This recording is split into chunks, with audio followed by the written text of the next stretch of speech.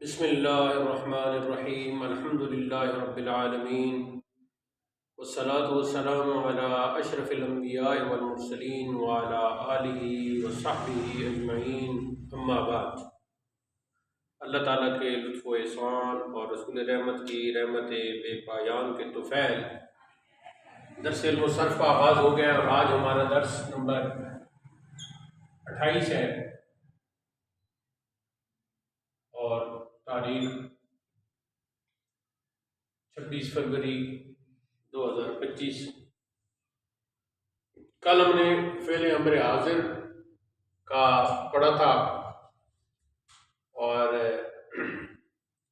اس کا طریقہ ہم نے سیکھ لیا تھا۔ اس میں ایک یہ ہے کہ یہ میں نے بتایا تھا کہ آخری حرف کو ساکن کر دینا ہے، اور علامت مضارع کے بعد جو ساکن حرف ہوگا تو اس کے شروع میں حمزہ کا استعمال ہوگا۔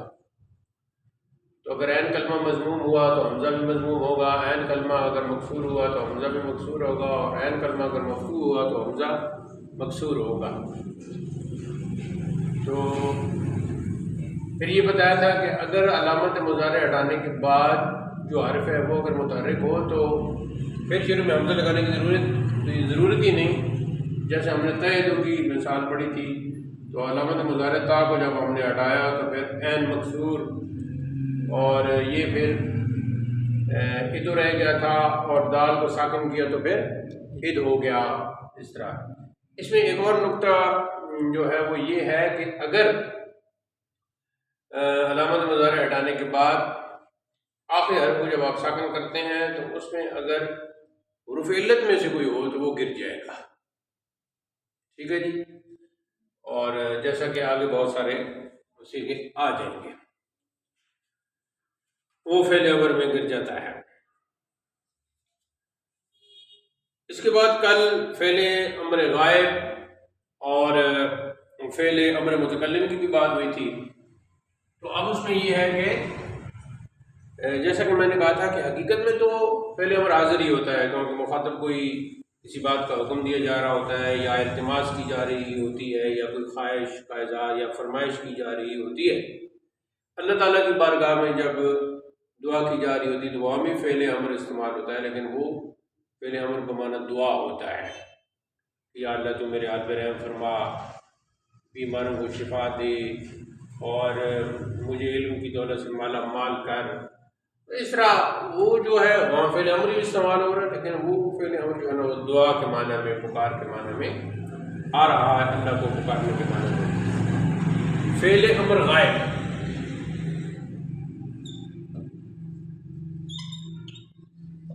تو فعل امر غائب ظاہر ہے غائب کے جو صیغے ہیں ان سے بنے گا، تو ہم اسی سے ہی بنا لیتے ہیں۔ تو غائب کسی کیا بنیں گے؟ یفتح یفتحان یفتحون، تفتح یفتحان تفتحان یفتح۔ تو اب اس میں بنانے کا طریقہ یہ ہوگا کہ شروع میں ہم لام لگائیں گے، اسے لام امر کہتے ہیں، اور وہ مکسور ہوتا ہے، اور آخری حرف کو ہم ساکن کر دیں گے، اور باقی وہی جو تبدیلی اس میں ہم نے کی تھی وہ ہوگی۔ تو مثال کے طور پر ہم یہاں آج نیا لے لیتے ہیں، اس میں ورائٹی آ جائے گی۔ کل ہم نے افتخاب تو کر لیا تھا، تو اب نیا کر لیتے ہیں۔ وہ مثال کے طور پر جیسا کہ یہاں لکھا ہوا ہے تو وہ ہوگا یضرب سے بنے گا لیضرب، لیضرب، تو یہ لام مکسور ہو گیا لیضرب۔ تو باء کو ہم نے یضربو تھا نا، تو باء کو ہم نے ساکن کر دیا، شروع میں لام امر لگا دیا جو مکسور ہوتا ہے۔ لیضرب معنی کیا ہوگا؟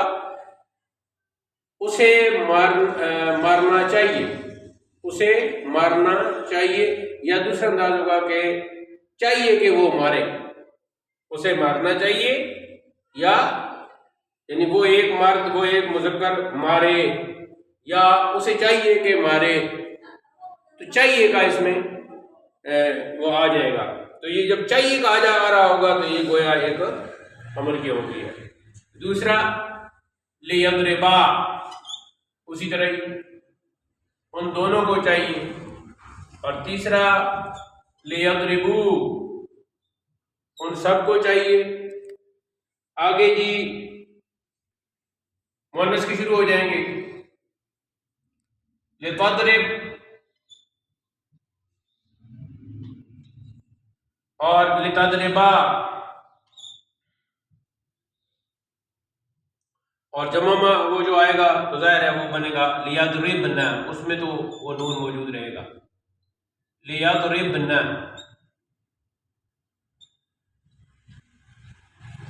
لیضرب، لیضربا، لیضربو، لیضرب، لیضربا، لیضربو، لتضرب، لتضربا، لیضربن۔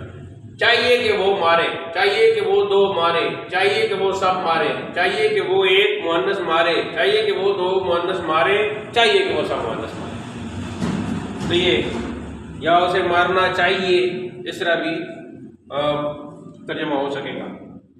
اب آپ آگے آتے ہیں جی فعل امر متکلم۔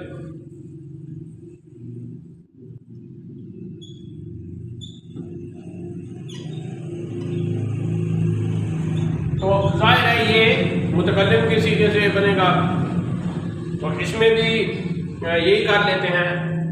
تو متکلم کا صیغہ کیا ہے؟ اضربو، نضربو، نضربو، اور اضربو، نضربو، نضربو۔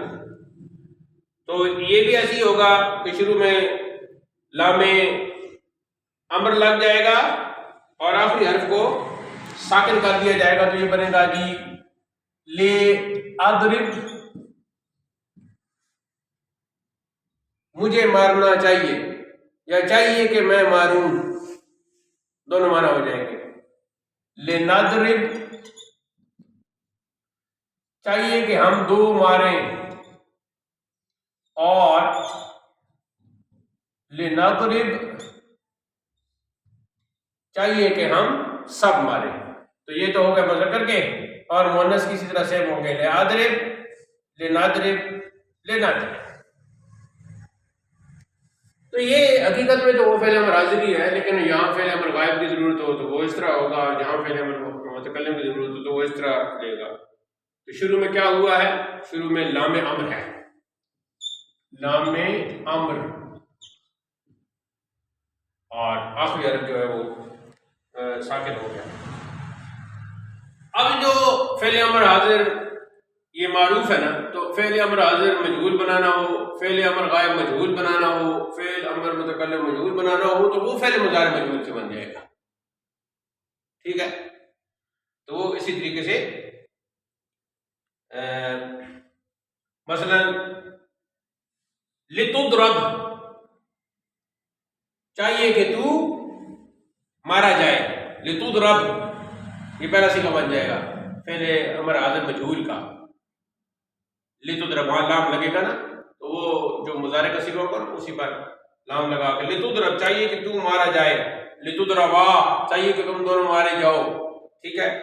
اور غائب کی طرف آؤ گے تو لیضرب، وہی یضرب ہے نا، تو لیضرب چاہیے کہ وہ مارا جائے، اور متکلم کی طرف آؤ گے تو لیضرب، چاہیے کہ میں مارا جاؤں۔ یہاں میں نے لکھا ہے لے احفظ، چاہیے کہ میں یاد کیا جاؤں، یا اسی طریقے سے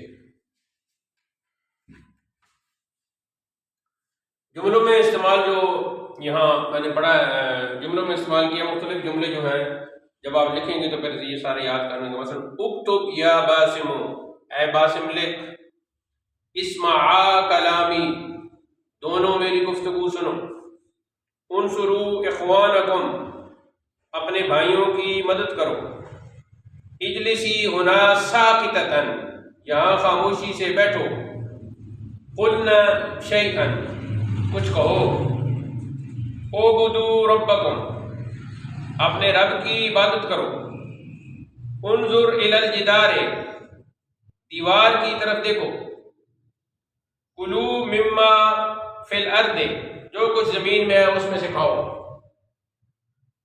اذکروا نعمت اللہ، اللہ کی نعمت کو یاد کرو، قولوا للناس حسنا، لوگوں سے اچھی بات کہو، اعملوا صالحا، یعنی صالحن تو وقف کریں گے تو صالحہ بن جائے گا، لیکن پورے پڑھ دیتے ہیں اعملوا صالحن، نیک عمل کرو. ارجعوا الی البیت، گھر کی طرف واپس جاؤ. لیکتب کل دارس، ہر طالب علم لکھے یا ہر طالب علم کو لکھنا چاہیے. لیحفظ ماجد، ماجد یاد کرے یا ماجد کو یاد کرنا چاہیے. اسکتوا واسمعوا ما اقول، خاموش ہو جاؤ اور سنو جو میں کہہ رہا ہوں، یعنی میری بات سنو.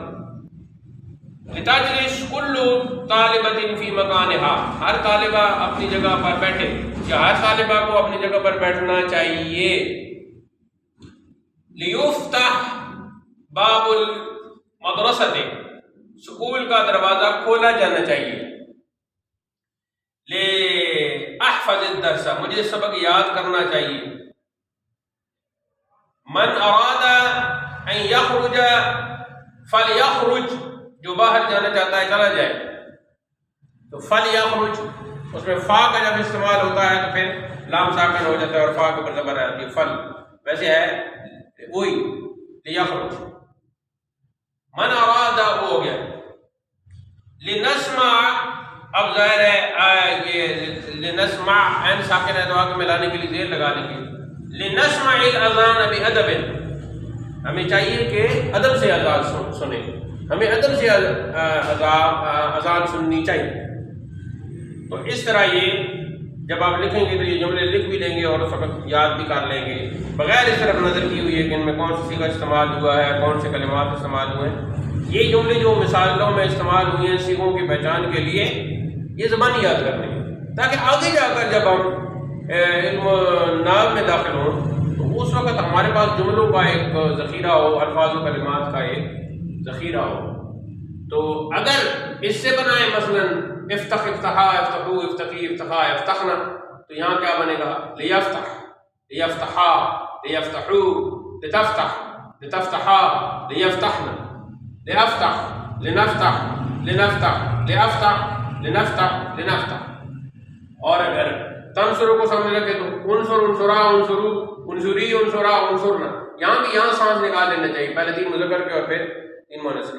انصر انصرا انصرو انصری انصرا انصرنا.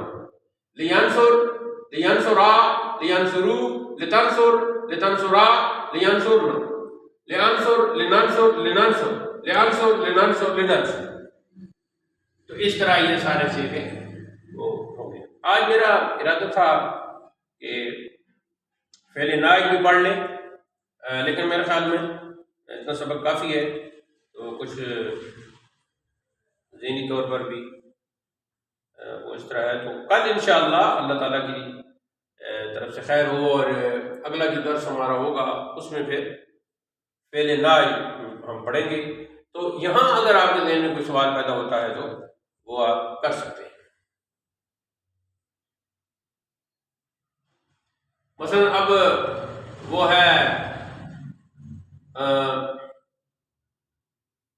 تقولوں سے جب ہم فعل امر بنائیں گے، تقولوں سے قال یقول ہے نا، تو یقول یقولان ہے تو پھر اس کا تقول تقولان تقولون تقولین تقولان اس میں آ جائے گا تقولنا. تو اس میں مثلا ہم تقولوں سے بناتے ہیں تقولو، تو تا یہ ہٹ گئی تو پیچھے کیا رہے گا؟ قولو، تو لام ساکن ہو جائے گا اور یہاں حمزہ لگانے کی تو ضرورت ہی نہیں کہ متحرک ہے. تو واو چونکہ حرف علت ہے تو یہ گر جائے گی اور پیچھے رہ جائے گا قل، تو کہہ. ٹھیک ہے جی. تو اس طرح جب قل آ جائے گا تو کہہ تو پھر باقی 6 سیغے اسی طرح بنیں گے.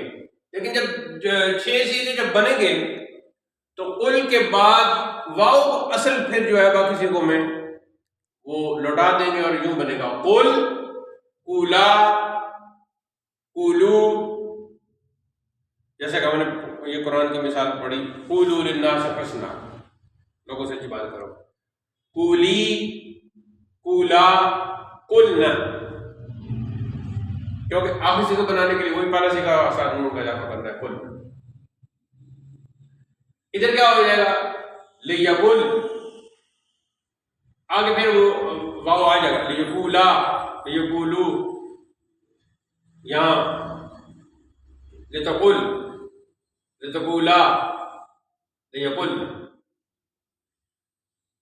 ایسے پھر لأقل، لنقل، لنقل، اور لأقل، لنقل، لنقل.